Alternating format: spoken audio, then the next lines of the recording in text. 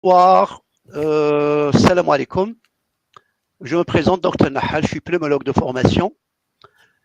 Je tiens à remercier l'équipe organisatrice qui a mis tous les moyens pour que ce webinaire puisse avoir lieu. Mes remerciements vont aussi à tous les médecins qui sont connectés et qui nous donnent un peu de leur temps pour qu'on puisse passer et partager une agréable fin d'après-midi. Remerciements aussi au laboratoire Sanofi de nous avoir donné l'opportunité de nous exprimer. Je tiens aussi, avant de commencer, à m'incliner à la mémoire de toutes les victimes du Covid-19 et bien sûr à lancer un grand bravo à toutes les équipes paramédicales, médicales, de pompiers et d'ambulanciers pour le travail formidable qu'ils font au quotidien. Et sans plus tarder, notre propos va porter sur le rôle du pharmacien ou le conseil officinal en matière d'urticaire chronique. Alors, dans un premier temps, on va revenir sur l'urticaire, définir l'urticaire, montrer quelques images, revoir un peu ce qui doit être fait, ce qui ne doit pas être fait, et puis après, on va passer au conseil médicinal, au conseil plutôt officinal. Donc, voilà, donc si on doit résumer en 3 mots l'urticaire chronique spontanée, il y a 3 acteurs. Il y a 3 acteurs principaux.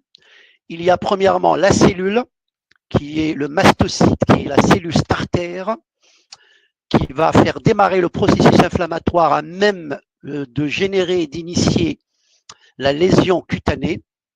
Et vous voyez que cette cellule mastocytaire, elle contient au niveau de son cytoplasme des vacuoles bourrées de médiateurs préformés qu'elle va larguer rapidement une fois stimulés. Et c'est ces médiateurs qui sont pro-inflammatoires qui vont générer la lésion cutanée que vous voyez. Le deuxième, bien sûr, le deuxième acteur, si vous voulez, c'est cette lésion que vous voyez ici. C'est ce qu'on appelle la plaque urticarienne. Vous voyez un relief, c'est une papule blanchâtre entourée d'érythème qui est prurigineuse. Et vous voyez qu'il y a de la peau saine qui sépare les différentes lésions. Et le troisième acteur, bien sûr, c'est le médicament. Généralement, ça tourne autour des antihistaminiques de 2e génération, dites non sédatifs et non cholinergiques. Alors, si on doit définir l'urticaire chronique spontanée, on doit dire que c'est une dermatose inflammatoire, donc c'est une atteinte de la peau d'origine inflammatoire, elle est assez fréquente, qui est caractérisée par des lésions qu'on appelle papules cutanées.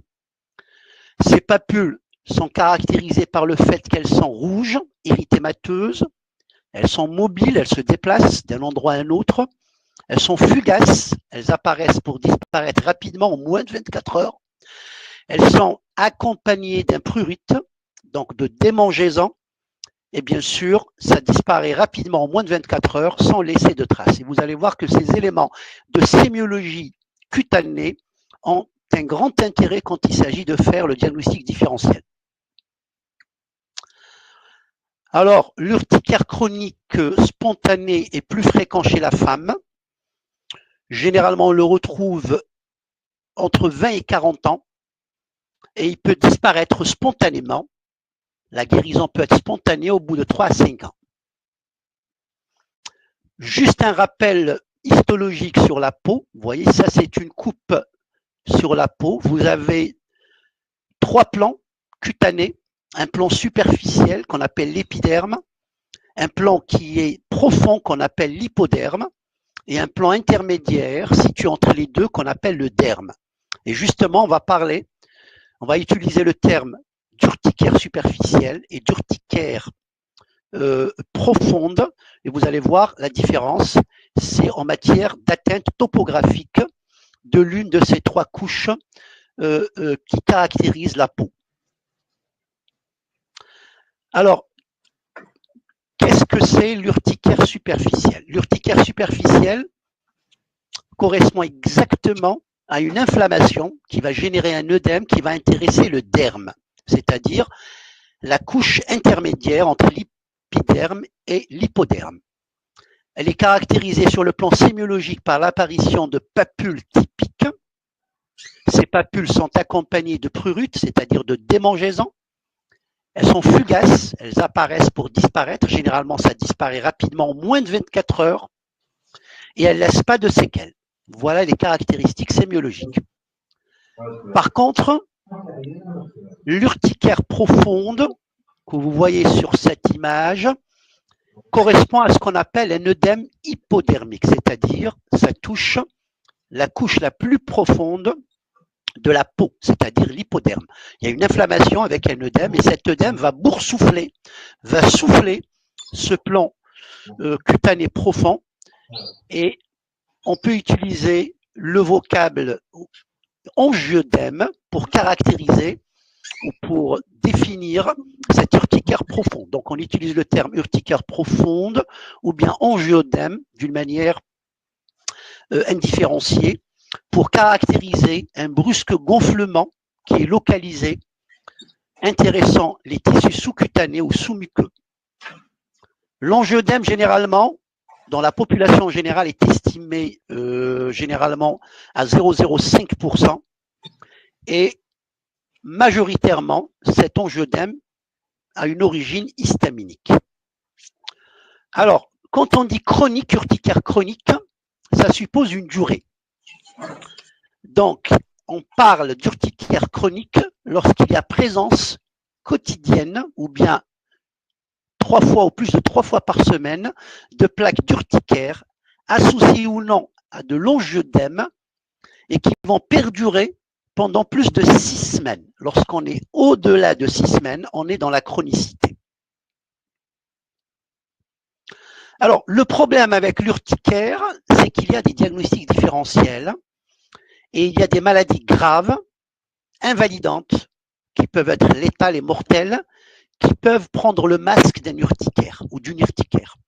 Alors, le premier diagnostic différentiel se pose entre la vascularite urticarienne et l'urticaire superficielle. Et on va voir comment faire la différence, c'est très simple. Alors, la première des choses, la vascularite urticarienne, qui est une maladie caractérisée par une inflammation vasculaire, multisystémique, qui touche plusieurs organes, plusieurs systèmes, et qui est invalidante, voire mortelle, eh ben, elle est caractérisée par l'absence de prurite. Et quand il y a un prurite, généralement, il est modéré.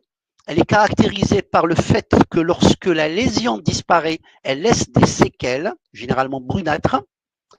Elle est caractérisée par le fait qu'elle peut perdurer au-delà de 24 heures, donc elle n'est pas fugace. Et il y a une certaine résistance aux antihistaminiques. Quand on donne des antihistaminiques, généralement, les lésions persistent, elles sont rétives aux antihistaminiques. Et enfin, cette vascularité urticarienne, de par le fait qu'elle est multisystémique, elle est accompagnée par des signes d'accompagnement, de souffrance d'autres organes, à type de signes généraux, de signes digestifs, de signes articulaires. Et enfin, elle est accompagnée d'anomalies biologiques, telles qu'une hyperiosinophilie, une VS accélérée, ou une hyperleucocytose à polynucléaire neutrophile. Voilà comment faire la différence entre une vascularite urticarienne et une urticaire superficielle avec les différentes différences. Alors, vous avez un autre diagnostic différentiel, c'est l'œdème bradykénique. Il faut faire attention toujours devant une urticaire avec angiodème, se poser la question, est-ce que ce n'est pas un œdème bradykénique? Et comment faire la différence? C'est très simple. Premièrement, ça ne répond pas aux antihistaminiques. Donc, c'est récalcitrant, rétive, résistant aux antihistaminiques. Deuxièmement, il n'y a pas de plaque urticarienne, il n'y a pas de papule. C'est un œdème sans papule. Troisièmement, il y a un risque d'œdème laryngé avec suffocation, asphyxie, voire mort par asphyxie. L'évolution peut être émaillée par des crises de douleur abdominale qui peut prêter à confusion avec un abdomen chirurgical. Et puis, ça peut être déclenché par la prise d'IEC, d'ARA ou de médicaments hormonaux. Et enfin, le plus souvent, il y a des cas familiaux. Ça veut dire que ce n'est pas isolé, ce n'est pas sporadique. Il y a plusieurs cas dans la famille qui présentent le même type d'œdème bradykénique. Et là, bien sûr, il faut faire le dosage de l'inhibiteur de la C1-estérase, et c'est comme ça qu'on va faire le diagnostic. Donc retenez que l'urticaire avec angioedème, même si c'est impressionnant, c'est bénin. Par contre, l'œdème bradykénique, c'est grave, c'est mortel, du fait d'une possibilité d'atteinte laryngée et d'œdème laryngé qui va donner une asphyxie et la mort par asphyxie. Alors, sur le plan physiopathologique, on va être brève. Donc, il y a une cellule qui est la cellule clé, la cellule pivot sur laquelle s'articule la physiopathologie, c'est la cellule mastocytaire. Et vous voyez le cytoplasme, il est bourré, saturé de vacuoles, hein, colorées. Ces vacuoles contiennent des médiateurs pro-inflammatoires. Et comme le mastocyte est préexcité, il est instable. Dès qu'il est stimulé, il va bien sûr se dégranuler et libérer ces substances pro-inflammatoires qui vont déclencher à la fois l'œdème, à la fois la rougeur de la peau et les papules. Alors voilà en gros un mastocyte, et vous voyez que il y a plusieurs façons. C'est un mastocyte bien sûr qui est instable, et vous voyez que l'activation elle peut être immunologique avec plusieurs sites. Elle peut être non immunologique et là aussi, vous voyez, avec plusieurs possibilités de stimulation. Et ce mastocyte qui est anormalement instable, une fois qu'il est stimulé, il va libérer des substances pro-inflammatoires. Dans un premier temps, il y a une libération immédiate d'histamine qui va entraîner le début de l'inflammation et le début des signes cliniques. 3-6 heures après, il y a production de leucotriène et libération de leucotriène, qui est une substance qui est extraite des phospholipides membranaires. Et après 6 heures, c'est des cytokines et des chimiokines qui sont larguées et libérées. Et toutes ces substances vont bien sûr concourir aux manifestations cliniques et à l'entretien de ces manifestations cliniques. Alors, la chose essentielle qu'il faut retenir et qu'il faut répercuté aux malades, c'est que l'urticaire chronique n'est pas une maladie allergique. Malheureusement, la plupart des médecins pensent que l'urticaire chronique est une maladie allergique. Eh bien, l'urticaire chronique n'est pas une maladie allergique.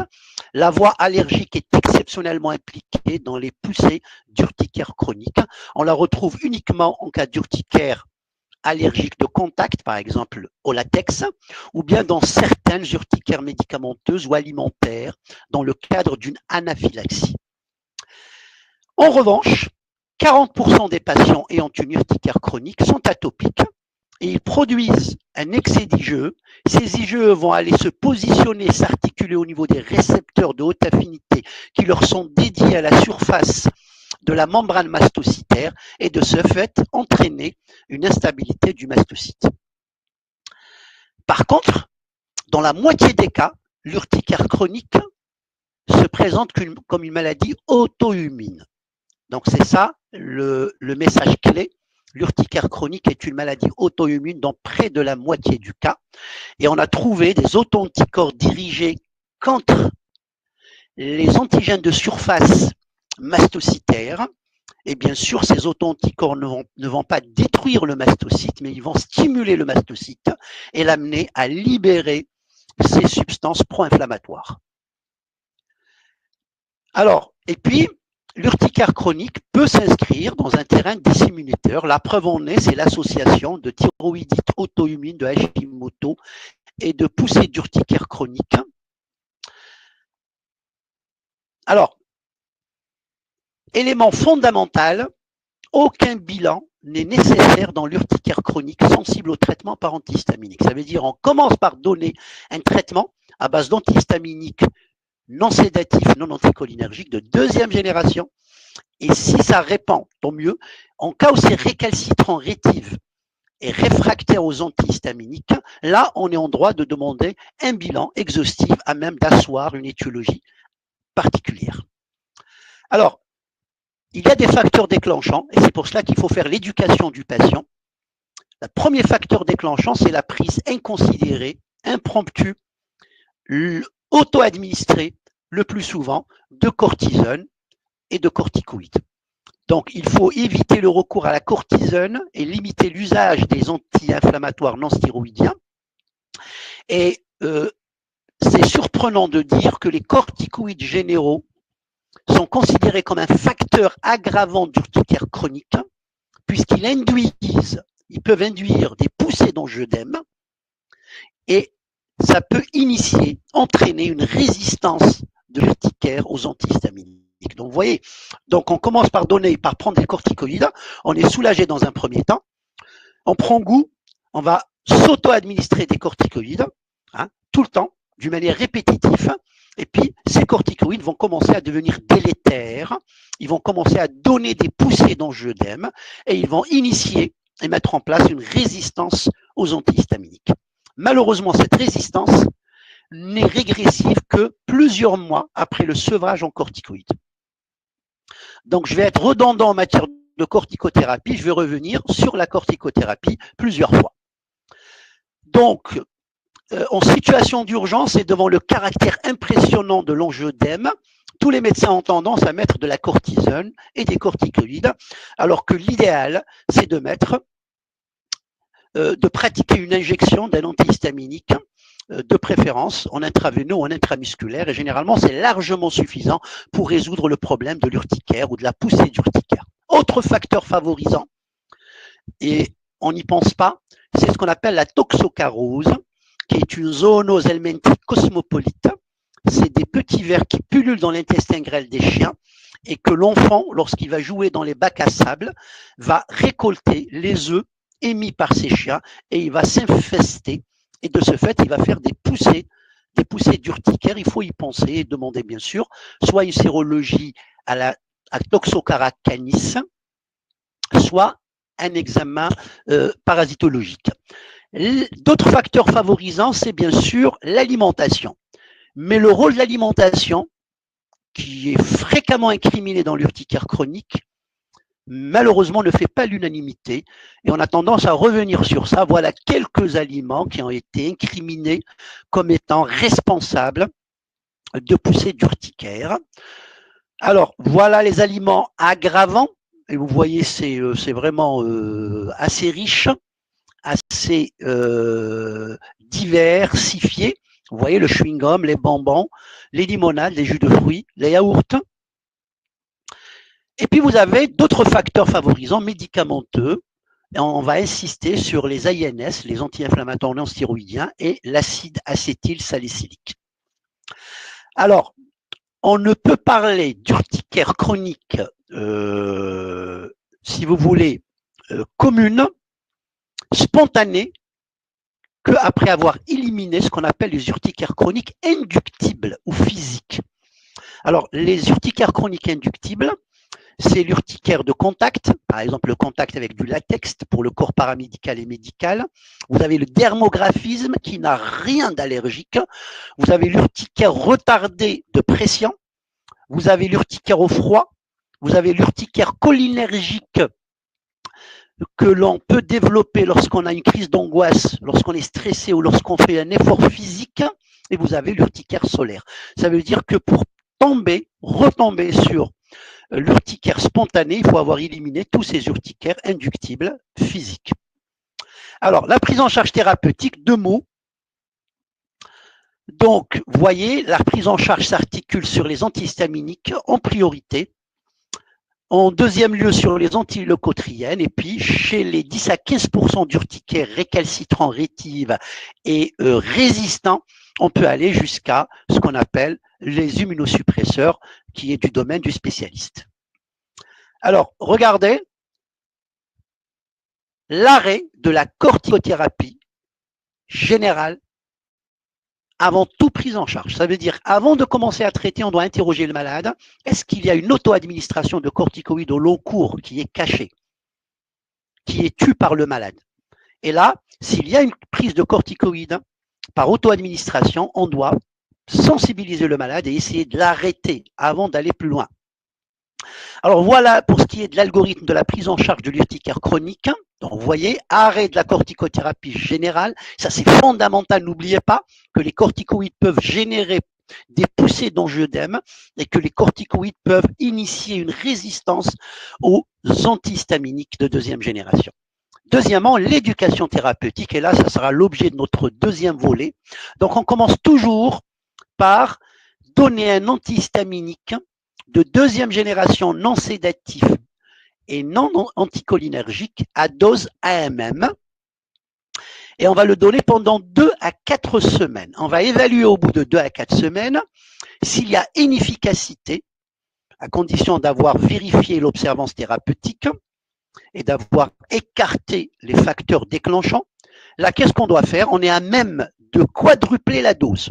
On va passer à 4 fois la dose du même antihistaminique de deuxième génération. Et là aussi, pendant 2 à 4 semaines. On évalue. Si au bout de 2 à 4 semaines, il y a toujours résistance aux antihistaminiques, qu'est-ce qu'on fait? On change d'antihistaminique en gardant la quadruple dose et on associe un antileucotriène.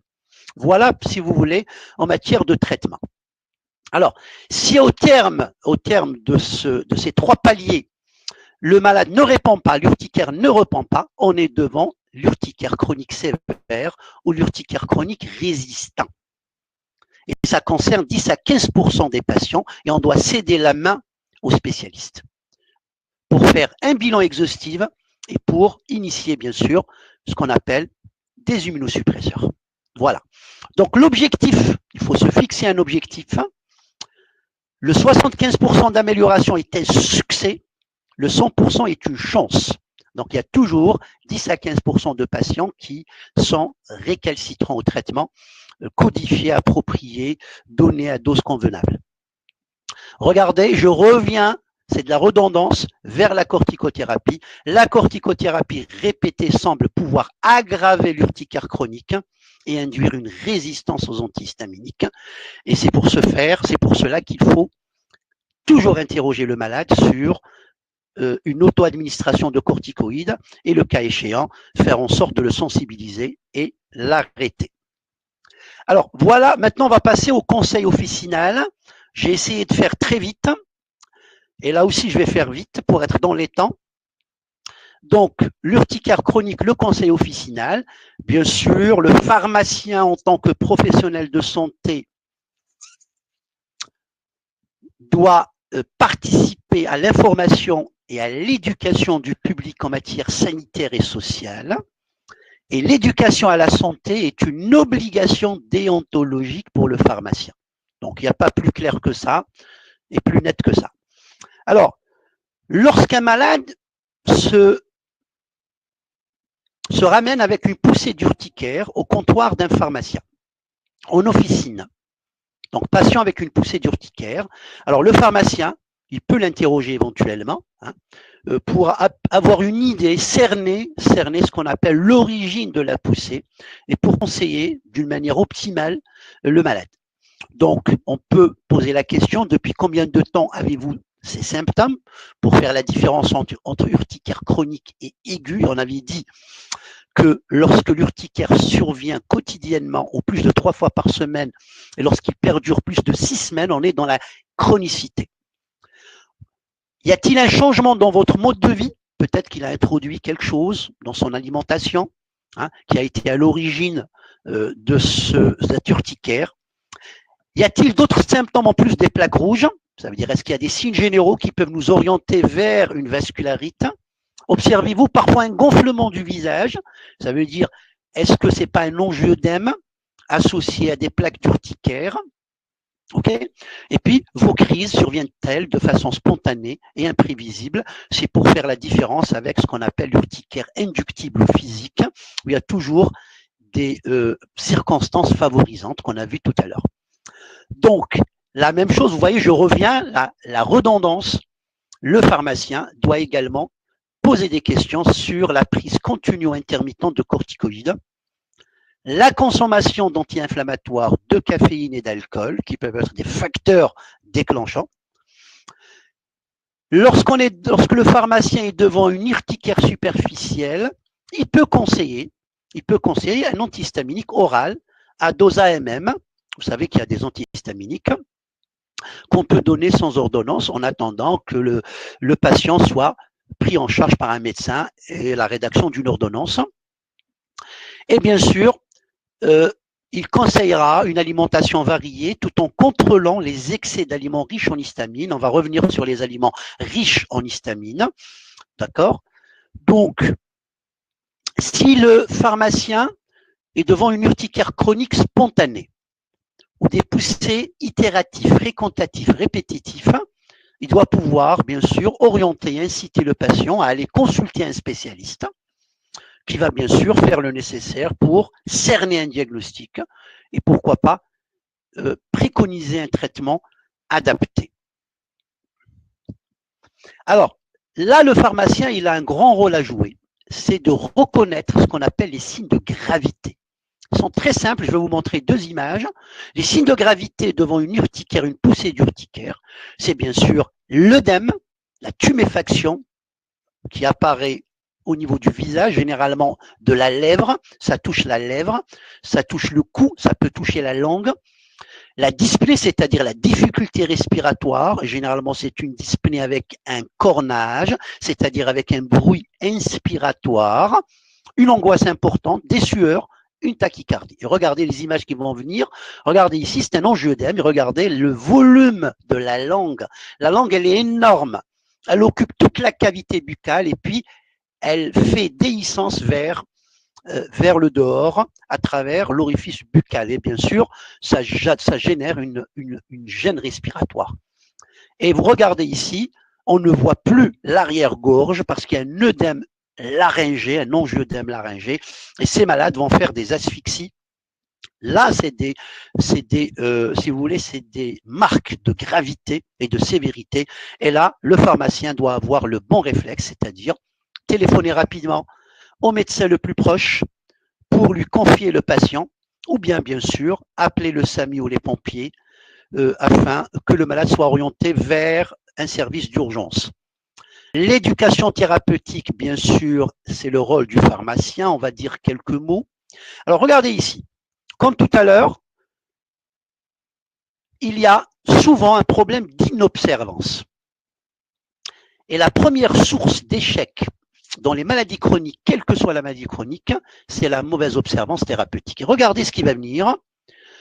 Alors, pour mettre en évidence cette inobservance plutôt, un questionnaire a été élaboré par la Société de dermatologie de langue française et proposé aux patients qui présentent une urticaire chronique. Alors regardez, à la question « Vous arrive-t-il de ne pas prendre votre traitement ?» Regardez, la moitié des malades disent oui. Donc la moitié des malades sont inobservants. Et 25,6% plus d'une fois par semaine. Et quand on leur dit pourquoi, ils disent par oubli, par lassitude, parce que c'est une maladie chronique, on en a marre, ou bien par les effets secondaires craints ou ressentis. Mais souvent, c'est des effets secondaires plutôt craints que ressentis. À la question, vous arrive-t-il de diminuer la dose du traitement prescrit? Regardez, 41% répondent oui. Et 60,3% des patients avaient des craintes par rapport au traitement reçu. Donc regardez, 60,3% des patients avaient des craintes par rapport au traitement reçu. Et regardez, lorsqu'on leur demandait s'ils ressentaient des effets secondaires, 62,5% répondaient non. Donc vous voyez qu'on a peur de l'effet secondaire, mais on n'a pas d'effet secondaire. Et la peur, si vous voulez, de la peur, fait que le malade est inobservant. Et voilà le problème, un autre problème, à côté de l'inobservance, 23,5% des patients disent ne pas être informés sur la maladie, donc ils n'ont pas reçu d'éducation thérapeutique, ils ne savent pas de quoi il s'agit du tout, et 38,5% disent être informés, mais souhaitent en savoir davantage. C'est pour cela qu'on doit revenir et être redondant pour expliquer, réexpliquer, pour que le patient puisse intégrer le minimum concernant sa maladie. Donc, vous voyez qu'avant d'aller vers l'escalade thérapeutique et d'aller crescendo augmenter les doses, il paraît nécessaire, obligatoire, de renforcer l'observance par des séances d'éducation thérapeutique. Alors, vous voyez que l'urticaire chronique, comme toutes les maladies chroniques, nécessite la participation active du patient à son traitement. Donc, le malade, il faut le stimuler, le pousser, l'inciter à s'intéresser à sa maladie et puis à participer activement à sa guérison, à la prise médicamenteuse. Alors, selon la Haute Autorité de Santé, l'éducation thérapeutique doit concerner l'ensemble des professionnels de santé impliqués dans la prise en charge des patients ayant une maladie chronique, dans les pharmaciens. Vous voyez que les pharmaciens sont impliqués dans l'éducation thérapeutique. Alors, pourquoi l'éducation thérapeutique? Parce que tout simplement, les malades qui ont une urticaire chronique vont vivre cette urticaire chronique comme un bouleversement dans leur vie personnelle et professionnelle. Ils ont peur du regard de l'autre. Et généralement, ils ont tendance à raser les murs, à se claquemurer, à rester chez eux, à ne pas avoir de relations sociales. Le relationnel en pâtit. Alors, quel est l'intérêt de l'éducation thérapeutique? C'est très simple, exprimer. On va pousser le malade, l'inciter à exprimer ses difficultés, à nommer sa maladie et ses traitements. Il faut qu'il sache expliquer sa maladie à son entourage. Il faut qu'il adapte son traitement et ses habitudes de vie à son état. Et enfin, il faut qu'il adopte ses conduites, des conduites qui visent à une meilleure estime de soi. Parce que malheureusement, quand on a une urticaire chronique, surtout avec un enjeu d'œdème, l'estime de soi en pâtit. Alors, l'éducation thérapeutique est un échange interactif qui doit aboutir au transfert de compétences utiles aux patients. Donc, le malade, plutôt le médecin, le pharmacien, détiennent des compétences et ils doivent transmettre ces compétences, transférer ces compétences aux patients pour qu'ils puissent autogérer sa maladie. Et enfin, l'éducation thérapeutique est un processus continu intégré aux soins. Donc, c'est pas une fois, c'est pas deux fois, c'est tout le temps, régulièrement, à chaque fois qu'on a rendez-vous avec son pharmacien, qu'on a rendez-vous avec son malade. Donc, en gros, l'éducation thérapeutique va essayer d'autonomiser le malade pour qu'il autogère sa maladie et elle va essayer d'améliorer la qualité de vie. Pourquoi la qualité de vie? Parce qu'on a vu tout à l'heure, la qualité de vie en pâtit et il y a une altération de cette qualité de vie.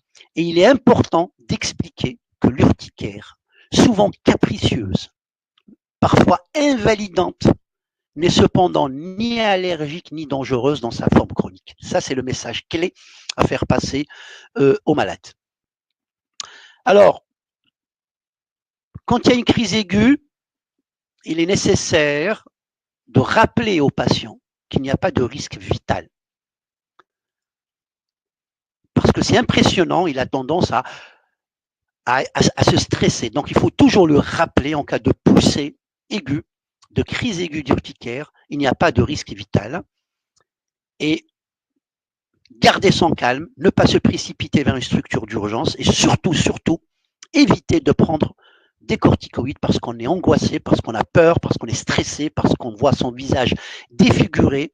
Et là, on a tendance à sauter sur la corticothérapie. Donc, toujours insister sur le fait qu'il ne faut pas s'auto-administrer des corticoïdes et préférer bien sûr un antihistaminique, surtout si on a oublié la posologie on a sauté une prise, il faut prendre sa prise et pourquoi pas doubler la dose quand c'est possible. Alors, là aussi, le pharmacien doit mentionner au patient qu'il y a des alternatives au grattage, parce que le malade, il y a prurite, il peut se gratter jusqu'à saigner, donc là, il faut lui dire qu'il y a des alternatives au grattage et qu'on peut tempérer un tant soit peu, édulcorer un tant soit peu le feu du prurite avec du froid, par exemple, apposer des compresses fraîches avec des glaçons éventuellement, le contact doux avec un objet doux, ou bien détourner l'envie de se gratter en s'occupant les mains avec des objets anti-stress, ou gratter autre chose, se relaxer. Alors sur le plan alimentaire, on termine, il reste 3 ou 4 plaques. Le pharmacien doit bien sûr insister sur le fait qu'il y a certains aliments qui sont riches en histamine ou bien histaminolibérateurs et de ce fait, elles sont susceptibles d'initier une poussée d'urticaire. On connaît les fraises, le chocolat, les poissons, la charcuterie. Et bien sûr, ça ne veut pas dire qu'il faut un régime d'éviction draconien. Non, on laisse le malade manger comme il veut. Hein, une alimentation variée et recommandée sans interdit et sans addiction. Juste fournir au malade une liste, bien sûr, à titre indicatif de ces aliments. Voilà à peu près les aliments, d'accord, voilà par exemple une liste d'aliments que le pharmacien doit remettre au patient, d'accord. Voilà, donc vous voyez, gruyère, briche, roquefort, levure de bière, tomates, choux, épinards, avocats, figues, raisins. Donc vous voyez. Alors on termine. Là, il faut insister, il n'y a pas ou très peu de résistance aux antihistaminiques. S'il y a une résistance aux antihistaminiques, la première des choses à faire, est-ce que le malade n'est pas en train de s'auto-administrer d'une manière récurrente, répétitive, fréquentative, des corticoïdes, ok, en cachant bien sûr cette prise médicamenteuse.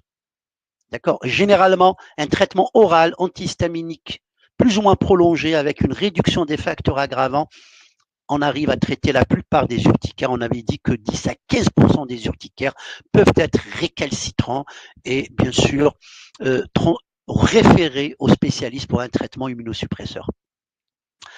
Alors, bien sûr, quelques conseils. Améliorer l'hygiène de vie, une bonne hydratation, un bon sommeil, une relaxation, un régime pas trop sévère et bien sûr écarter les facteurs physiques. Voilà, on termine.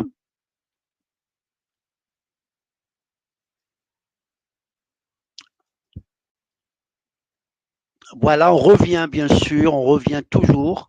La redondance, faire savoir varier les doses d'antihistaminiques en fonction de la réponse globale et des poussées. Ne pas succomber à la tentation de l'automédication par cortisone. Et bien sûr, savoir identifier les facteurs exacerbant la maladie pour mieux la contrôler. Voilà, donc, vous voyez que lorsque le patient est bien éduqué, lorsqu'il a reçu un programme d'éducation thérapeutique, généralement l'échec thérapeutique survient dans moins de 10% des cas. Okay. Veillez à la bonne observance, ça c'est fondamental. Prise en charge psychologique, bien sûr, vous savez qu'il y a une altération de la qualité de vie quand on a le visage déformé le matin et qu'on doit aller travailler, on doit rencontrer des personnes. Là, on n'est pas content et on a tendance à stresser parce qu'on a peur du regard de l'autre. Vous voyez que dans la moitié des cas, 50% des cas, l'urticaire chronique peut être associé à de l'anxiété, à des troubles émotionnels et à un syndrome dépressif. Là, le pharmacien, il peut éventuellement rassurer le patient, lui apporter des explications simples, l'aider à identifier les facteurs aggravants, expliquer le bon usage des médicaments utilisés. Alors, lors de la dispensation de l'ordonnance, bien sûr, c'est un temps clé, ok, de rappeler que l'urticaire chronique spontanée n'est pas une allergie et de rassurer quant à la non-gravité de cette pathologie. L'urticaire chronique spontanée n'est pas grave, n'est pas mortel, ne met pas en jeu le pronostic vital et n'est pas d'origine allergique. Il est également indispensable pour le pharmacien de connaître les antihistaminiques de seconde génération préconisés dans l'urticaire chronique spontanée et bien sûr la modalité de prise de ces antihistaminiques et les effets secondaires. Je vous ai mis 2 tableaux avec l'ensemble des antihistaminiques. Voilà, adultes, enfants et nourrissants avec bien sûr la posologie, l'âge à partir duquel on doit prendre le médicament. Voilà, donc le deuxième tableau. Voilà, et je pense que c'est les dernières plaques. Bien sûr, lorsqu'on est en face d'une urticaire inductible, par exemple l'urticaire due à la pression retardée. Là, il faut demander aux patients d'éviter les vêtements trop serrés, les jets douches trop puissants, les douches trop prolongées. Lorsque c'est un urticaire cholinergique, là, on doit régler la température ambiante, ne pas faire de sport en pleine chaleur. Lorsque c'est un urticaire au froid, ne pas faire de sport en temps froid, se couvrir en hiver, entrer progressivement dans l'eau et éviter les boissons glacées. Et voilà, on termine. En matière de conclusion, on insistera sur l'éducation thérapeutique. Lorsqu'elle est bien faite, l'échec est réduit à moins de 10% des cas. On va insister sur le fait qu'il ne faut pas aller sur l'escalade thérapeutique avant de vérifier qu'il n'y a pas une corticothérapie au long cours ou prise d'une manière répétée, cachée et non déclarée.